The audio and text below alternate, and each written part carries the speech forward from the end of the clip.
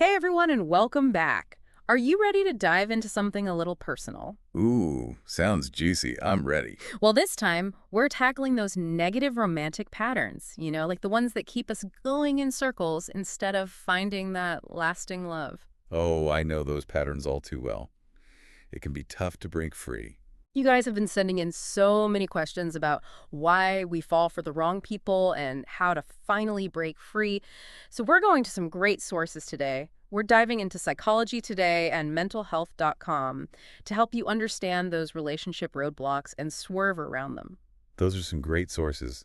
I'm excited to see what they have to say. Yeah, and of course, we've got our amazing relationship expert here with us to decode it all and help us unpack it. Well, hey there. I see these patterns all the time, so these articles are going to be really helpful for understanding ourselves better. All right, let's jump right in. The Psychology Today article starts with this story about a woman who always ends up dating the emotionally distant type.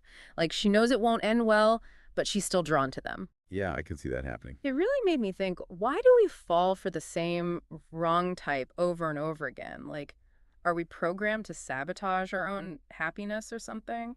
It's not exactly sabotage, but there's definitely something more going on than just having bad taste in partners.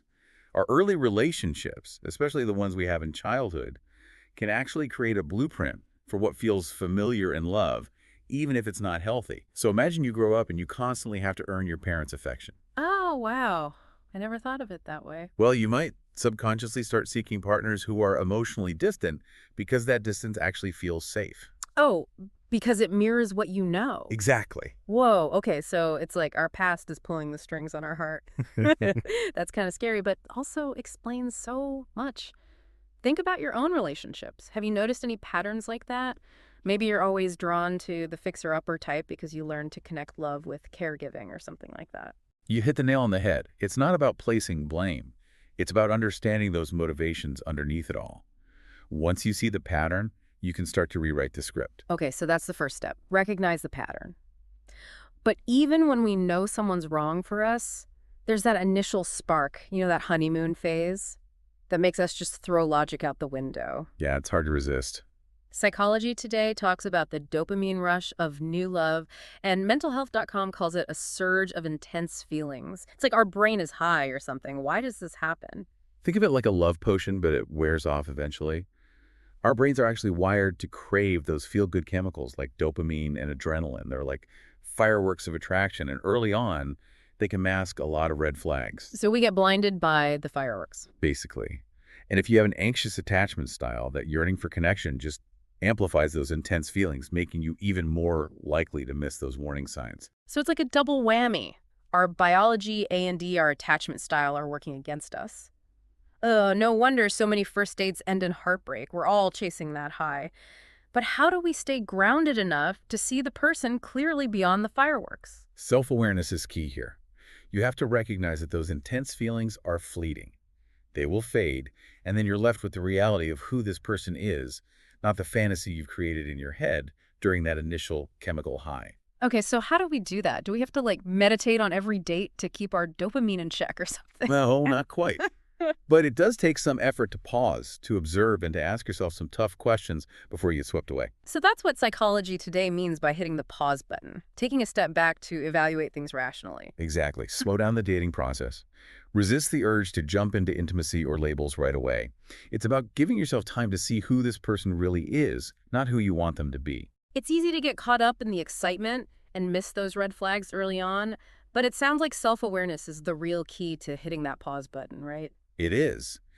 The more self-aware you become, the more power you have to choose partners who are actually compatible with you. Partners that match your values and your needs rather than just falling back into those old patterns that haven't worked for you. This is making me rethink my whole dating life. So we've talked about recognizing patterns and hitting that pause button, but there's got to be more to it, right? Psychology Today has this 5-step action plan, and the next step is all about self-improvement power up. What does that even mean? Well, it means investing in your own emotional well-being. Think therapy, support groups, coaching, anything that helps you unpack those deep-seated insecurities and develop healthier ways to cope. So it's like leveling up your emotional intelligence to make smarter relationship choices. Yeah, exactly. Yeah. Think of it as building a foundation for love. Because when you're secure in yourself, you're less likely to settle for less than you deserve. It makes total sense. So we're hitting the pause button and we're leveling up our self-worth. What's next on this action plan? Well, once you've started to figure out those underlying patterns and build up your self-esteem, it's time to flip the script on those old relationship dynamics. Ooh, that sounds exciting. What does flipping the script actually look like? Give me an example. Let's say you've always been attracted to partners who need fixing. Oh, yeah, I know that one. Well, flipping the script might mean consciously choosing someone who's already emotionally healthy and secure, someone who can meet you as an equal. That's a huge shift. So instead of just repeating what's familiar, we're choosing something different, something better. It's like breaking a bad habit. But how do we actually do that? How do we resist that pull towards what we know, even if it's not good for us? Well, that's where the next step comes in. It's all about cultivating self-esteem beyond romance. Building self-esteem that doesn't depend on having a partner, that Well, makes a lot of sense. It's like you're already a whole pizza. You know you don't need someone to complete your slice or whatever. that's a great analogy. I like that. Psychology today suggests things like pursuing hobbies, strengthening those friendships, and really focusing on your own accomplishments. Basically, building a life you love outside of romance. Right, exactly. When your self-worth comes from different places, not just a partner, then you're less likely to put up with bad behavior or settle for crumbs. You know you deserve the whole pie. Okay, I am loving this food analogy. So we're hitting the pause button, we're leveling up our self-worth, flipping the script, and becoming whole pizzas. What's the final step in psychology today's action plan? The final step is walking away with strength. It's all about recognizing those red flags and having the courage to say, nope, I deserve better when someone isn't treating you right. That inner strength to walk away from anything that makes you feel less than, even if it's painful. That's so important. I think it's easy to get caught up in the potential of a relationship and ignore those warning signs, but sometimes walking away is the best thing you can do for yourself.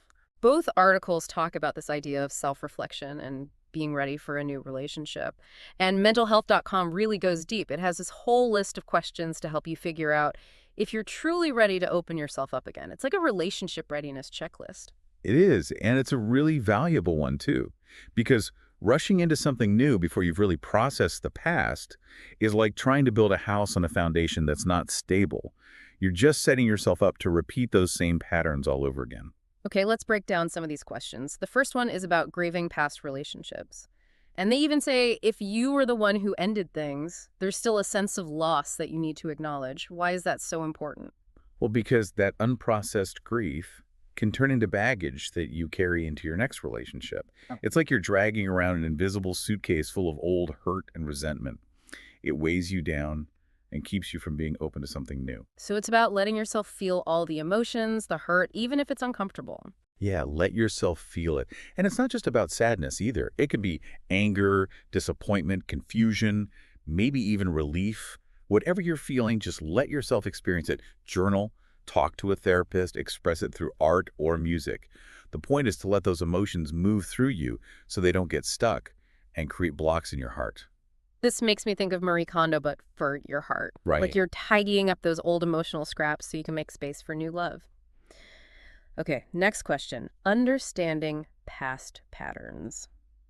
It says to look for repeating mistakes in the partners we choose and ask ourselves why. I'm sensing a theme here. Awareness is key. It's like shining a light on those subconscious tendencies so you can start making choices that line up with your goals and your values.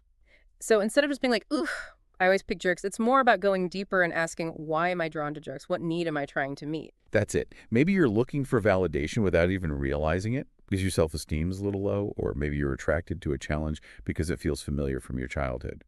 Whatever the reason, understanding the why is crucial to breaking that cycle. This deep dive is really making me think about all my past relationships. Okay, next one is knowing yourself. Mentalhealth.com is hitting hard on the importance of self-worth that doesn't come from being in a relationship. Why is that so important? Feels like I touched on this already, but it's got to be super important. It is. Because when you base your self-worth on needing validation from someone else, whether it's a partner or anyone else, it makes you vulnerable. Yeah. You start seeking that validation at any cost, even if it means sacrificing your values or settling for less than you deserve. But when you have a strong sense of self-love and acceptance, you're going to attract healthier and more balanced relationships. Yeah, it's like if you don't believe you're worthy of love, you'll take anything, even scraps. But when you know your worth, you're only going to accept the whole meal deal. Exactly. And you'll be able to recognize when someone is trying to offer you scraps and be confident enough to walk away. Love it. Okay, so what other gems does mentalhealth.com have for us in this relationship readiness checklist? Cool. The next one is about being a healthy partner. This is where we get real with Mm. ourselves and ask, what am I bringing to this relationship? What are my strengths? What are my weaknesses? Where can I improve? So it's not just about what we want from a partner, but also what we can offer them. We have to be ready to put in the work too, right? Absolutely. It's about owning your actions, your communication style, and any baggage you might be bringing to the table. Being self-aware and being open to growing so you can contribute to a healthy dynamic. Think of it like getting ready to be an awesome dance partner. You wouldn't just show up to a competition without practicing, right? That's a great way to put it. I'm picturing a really amazing tango right now. Okay, so what else is on this checklist? MentalHealth.com also asks about whether you have other close relationships in your life, the non-romantic ones. Yeah. This is all about having a good support system. Healthy relationships can really thrive when you have multiple sources of support and connection, not just from a romantic partner. So it's about having a life outside of your relationship, right? Friends, family, hobbies, all the things you're passionate about. It makes you a more well-rounded person, and that's good for your romantic relationships too. Exactly. It's about creating a life you truly love, whether you have a partner or not. And when you bring that feeling of being whole and independent into a relationship, it creates a foundation for something healthy, balanced, and fulfilling for both of you. All of these questions are really making me think. Okay, before we move on, there's one more point I want to address that mentalhealth.com brings up. And it's a bit of a tough one. Sabotaging yourself in relationships. What does that even look like, and how do we stop doing it? Self-sabotage can be really sneaky. You might start picking fights, shutting down emotionally, stirring up drama, or even pushing away really good partners. It usually comes from a place of fear. Fears around intimacy and vulnerability, maybe even fear of success in a relationship. It's like your subconscious is screaming, nope, not ready for this kind of closeness. Let's just blow it up. So we're basically our own worst enemy when it comes to love. That's frustrating. It can be, but the good news is once you see those self-sabotaging patterns, you can start to deal with those fears that are driving them. Therapy can be really helpful for this kind of thing. So it's all about being aware, right? Like shining a spotlight on those hidden parts of ourselves and saying, hey, I see you there, self-sabotage. You're not in charge anymore. Exactly. You take back your power and you start making decisions that align with what you actually want, a healthy and loving relationship. This has been such an insightful conversation. We've covered so much from understanding those weird attraction patterns to navigating the crazy honeymoon phase to really figuring out what it means to be ready for a new relationship. My brain is tired. I know, right? It is a lot to take in, but like in a good way, we're really getting down to the core of what makes a relationship last. So as we wrap up our deep dive into breaking these negative patterns, what are some key takeaways? What do you want people to remember? Well, I think the biggest one for me is self-awareness. It's like a superpower when it comes to relationships. When you understand your patterns and those things that make you want to run away, and even those sneaky self-sabotaging things you do, Yeah. it's all important for making healthier choices in love. It's true. It's like that old saying, know thyself is really important when it comes to dating these days. The more you understand yourself, the better you'll be at creating the kind of love life you really want. You got it. And with self-awareness comes self-reflection too. That means taking time to figure out if you're truly ready for a relationship, to let go of past hurt, and to figure out how you can grow. Both Psychology Today and MentalHealth.com talk about this and emphasize that inner work isn't a quick fix. It's a journey. It's not a destination, it's a journey. And it makes sense. I mean, as we change and grow, our understanding of ourselves changes too, and what we need in a partner will change too. So it's about being open to that self-discovery and being like, hey, self, let's make sure we're on the same page when it comes to love. I like that. Mm. And don't forget, you don't have to do this all alone. Asking for help along the way, whether it's from a therapist, a support group, or those friends who always have the best advice, can make a big difference. It's like having a cheering squad behind you as you try to find lasting love. It does take a village. So to wrap up this whole deep dive, I want to leave you guys with a final thought-provoking question from mentalhealth.com.